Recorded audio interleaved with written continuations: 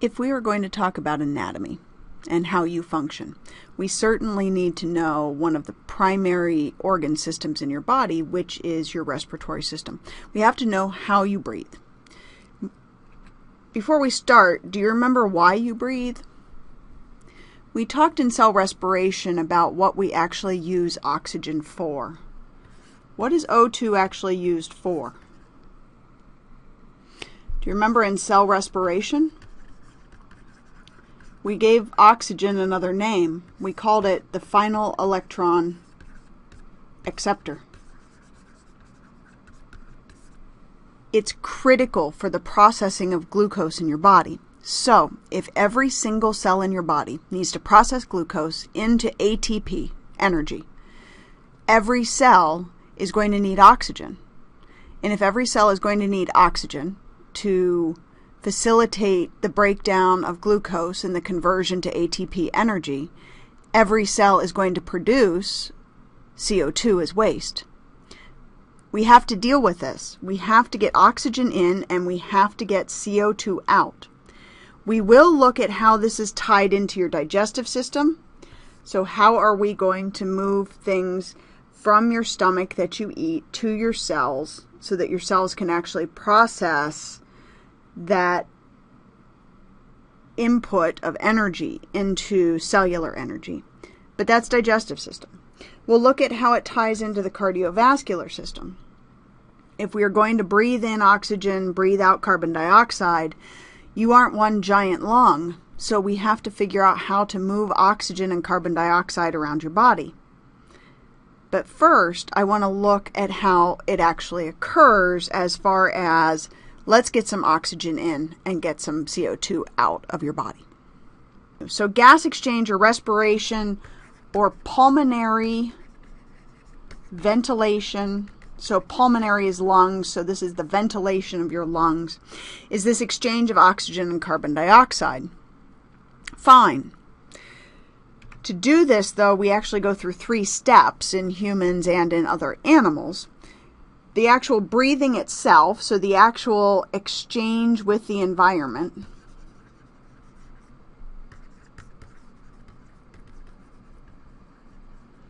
Then we look at moving it around the body with blood. We said we'd talk about that in the cardiovascular system later. And then we actually look at an exchange of gases at the body cell level. So this is not at the environment. This is actually at each individual cell exchanging oxygen, carbon dioxide. Because cell respiration must have a continuous supply of oxygen, we have to keep up. So when we look at exchange of our gases at the body cells, what we're really thinking about is the tissues taking up oxygen and giving up CO2 as waste.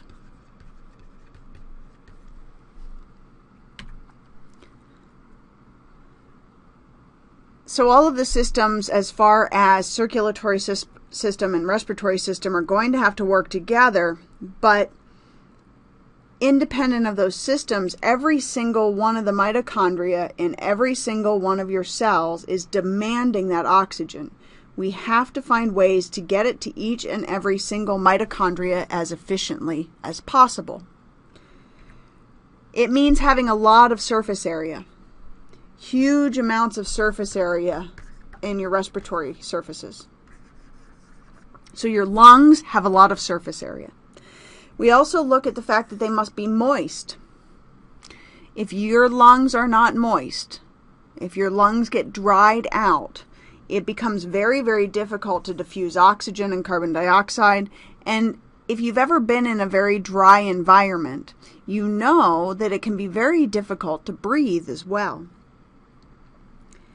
And we have to look at respiratory surfaces as being very, very thin. And this is really a diffusion aspect. If you had thick lung tissue, you wouldn't be able to diffuse things through very easily. What if you're an earthworm? Well, there are many organisms that don't have any lungs.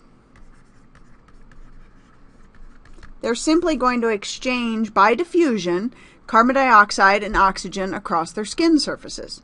It works just fine for them. They're small organisms, but they must be wet, or at least moist, most of the time, and they've got to be small. Because if we're looking at exchanging oxygen and carbon dioxide just across the skin surface, if you were a large organism, like you are, this would never work. You would never get the carbon dioxide out of the middle of yourself, and you would never get oxygen to the middle of yourself. There are some animals that have gone a little beyond just breathing across the skin and have added things like gills in fish and amphibians, a tracheal system. So you have a trachea.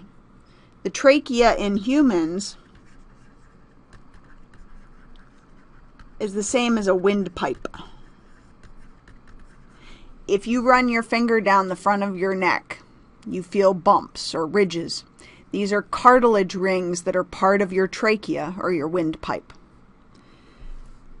Then we can look at actually adding lungs to all of that trachea and so on. And in you and most amphibians and most reptiles now, we do look at a lot of them as having lungs, particularly terrestrial organisms. We'll see that gills are only appropriate if you're an aquatic organism, so if you're living in the water at least most of the time.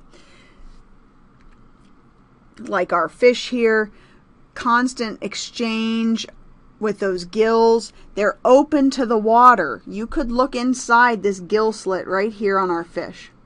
If you look inside there, you can see gills. They're open to the outside. They're open to the water.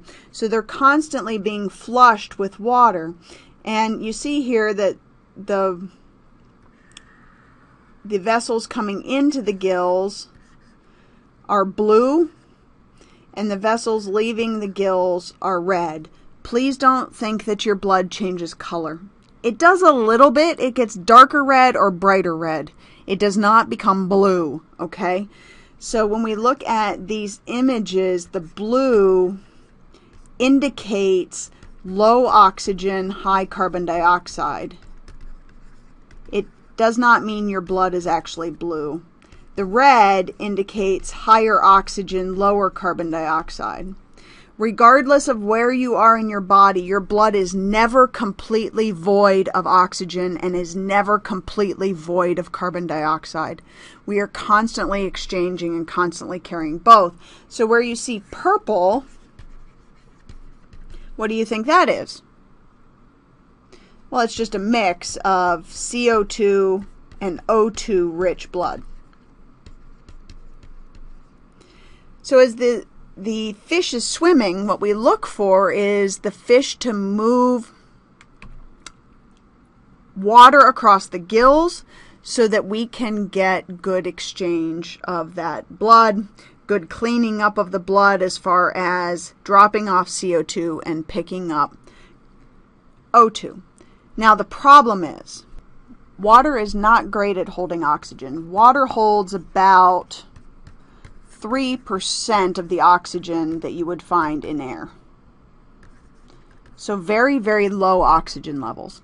We do see that cold water is better than warm water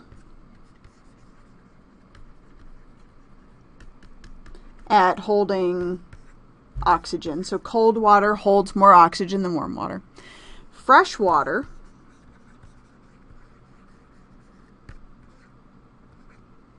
holds more oxygen than salt water, ocean water. And turbulent or white water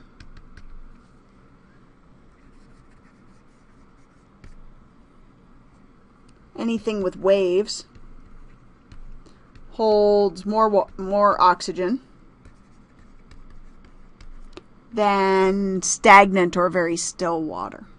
So these are all things to keep in mind. So not only is the fish trying to deal with exchanging lower levels of oxygen than we see in the air, but it also has to deal with other conditions like salt water and temperature and so on. Now compared to water, Breathing air is much easier in that the oxygen concentrations are higher and air is lighter and easier to move. But the problem is, as we mentioned, we have to deal with the lung surfaces drying out. So we lose a lot of water through those respiratory surfaces.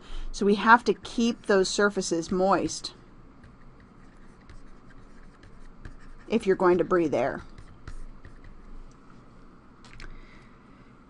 In our insects that have a tracheal system such as this, we do see a reduced amount of water loss because the surfaces are smaller.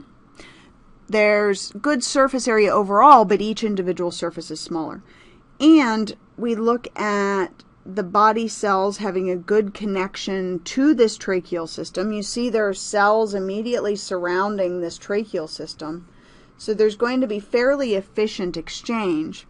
But you can imagine that the cells closest to the tracheal system are going to have far better exchange than ones that are in the center, right? So like this big blob here in the center might have less O2, CO2 exchange than we might want or need.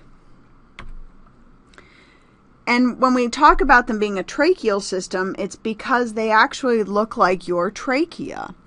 They have bumps, just like I mentioned to you on your windpipe, that you can feel in the front of your neck. This cartilage type of ring is holding open these tubes so that air can get in and exchanged. O2 comes in, CO2 goes out. Now, these organisms are moving around a lot, which helps them to do better exchange than for us, who many of us tend to sit all day long. So doing this type of exchange would be very, very difficult and not very efficient. So we have to use lungs, something that's going to allow us to move in large volumes of air and exchange as much as we possibly can of oxygen, carbon dioxide through those respiratory surfaces. Now, not all lungs are created equal.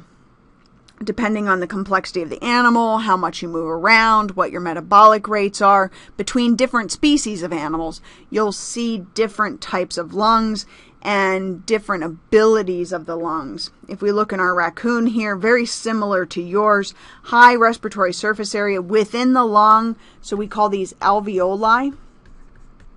We'll come back to those. Compared to your body surface, you do have very large lungs. And the idea is we're going to have to do that oxygen carbon dioxide exchange. Here, this exchange is with the external environment, right?